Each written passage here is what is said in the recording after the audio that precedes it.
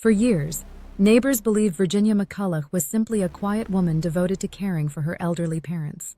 But in September 2023, a shocking truth came to light, one that felt straight out of a crime thriller.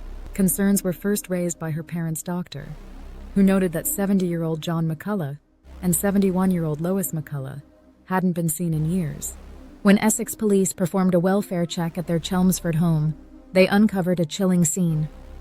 Both parents had been dead since June 2019, bodies mummified. Investigators determined that John had been poisoned with prescription medication. Lois had suffered a more violent fate, bludgeoned with a hammer and poked multiple times.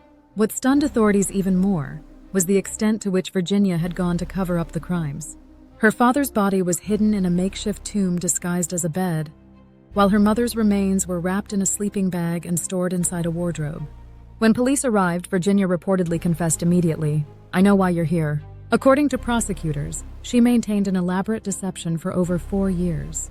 She lied to friends and relatives, sent holiday cards in her parents' names, canceled family gatherings, and even impersonated her mother over the phone. During the pandemic and beyond, she continued manipulating doctors, banks, and police, all while living in the same house with the bodies and spending nearly £150,000 of her parents' money, including over $21,000 on gambling. Her actions not only preserved the illusion that her parents were alive, but also provided her with financial benefit and total control. Virginia's older sister, Louise Hopkins, had become estranged from the family in 2018, citing issues with their father's drinking and their mother's controlling behavior. "The worst thing is that my parents were left to rot," she told The Sun. "The grief has haunted me." Louise never attended the trial and says she has no plans to visit Virginia in prison.